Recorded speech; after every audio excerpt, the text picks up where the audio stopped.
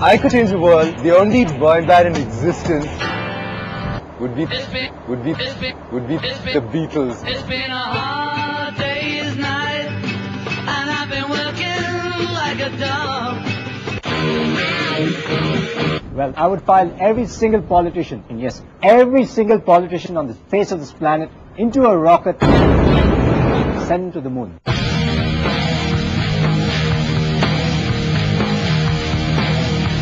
That's what I would do. That's easy. I'd definitely give Britney Spears, Jennifer Lopez, and Christina Aguilera music lessons. That's what I'd do to change the world. I would knock down all the skyscrapers, stop all the pollution, and make sure that the rainforests were protected. And no one could ever lift another finger at another elephant, tiger, seal.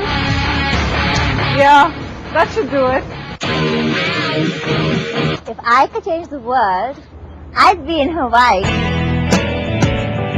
with Ricky Martin.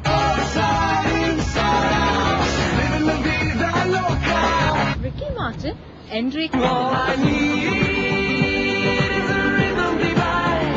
It's because Hawaii, even Hrithik Roshan would do.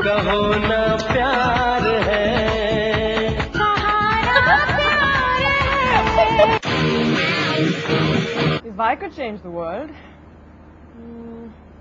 if I could change the world, I can change the world.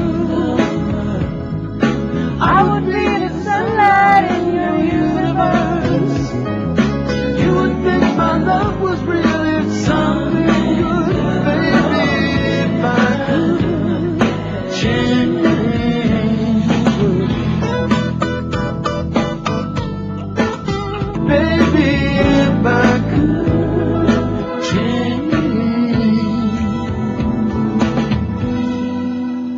the world.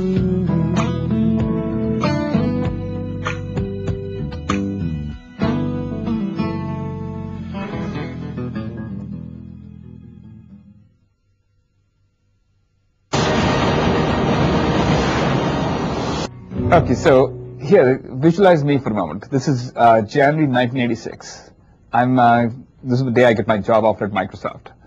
And I walk into Jeff Rakes' office, and Jeff is selling me on this job and turns to me and says, "You should join us because we're going to change the world." And I'm a kid, and I'm looking at this company. It's got 800 employees. It's, tiny. I'm saying, "Oh, I don't believe this guy." I don't say that, but that's what I believe. That's what I hear. That's what's in the back of my head. And 10 years later, there was no doubt. We had changed the world. So one of the important things that happened to me in those 10 years was a belief that as long as you believe, you can change the world. There isn't anything that you set out to do which can't be done.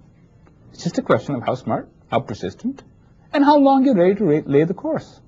This company has an interesting start. It traces itself to a bicycle accident, summer of '93. And I fall off the bike, wake up in intensive care, and I think about what I want to do with my life. And for someone who'd left India 15 years before, the largest disappointment had been that I'd never seen a software company come out of India. I've seen very smart people, but not a company which had a global brand, a global presence, an ability to make a difference as an organization. And in some ways, what we set out to do was very ambitious. Sony redefined the meaning of made in Japan post-Second World War. And kind of that's what we set out to do. We said we'd redefine the meaning of made in India, whether it was a product, whether it was a services company, that the caliber of work we do would be globally competitive. And we'd do it as a company, as a group of people, not just as individuals who did very well. So that's the kind of the context of what we set out to do. And if you look at us today, we are now two organizations. The Aditi company, Aditi means mother goddess, a source of energy, gives birth to ideas, gives birth to new companies. Aditi is a company which is focused on building the world's best programming talent. That's its mission. We take very, very bright people. We take 1% of the applicants we get, and then we groom them into being the world's best programmers. And that's a customer proposition as well. So when I set out to do Talisma, this notion of building a globally competitive product was a non-trivial statement. There isn't a thing outside India which is sold, which is built in India, which is branded built in India. There are no cars, there are no neckties, there are no shoes, there is nothing. So this notion that 40 of us would build a product which would be famous was I'm not a kid anymore. I knew it was not a simple proposition. It was going to be hard. And we took the hard route. It wasn't the way most software companies who have arms in India work, where the product is conceived, designed, spec'd in the United States, and then that's sent to somebody in India and they write the code. No. When you build a product, you've got to build every side of it. You have to understand customer need, you have to specify what it's going to look like, you've got to build the user interface, you've got to define it, you've got to take it to market, you've got to write the code, you've got to test it, make sure it's solid and robust, and you've got to take it to market. And that's a complex cycle. And it's a skill set which is not commonly available in India. People know how to write code to other people's specification. People don't really know how to build product. So it's taken us 3 years to build a team. And today, I'm very proud. We have a globally competitive product team. A product team as good as any team I ever ran at Microsoft.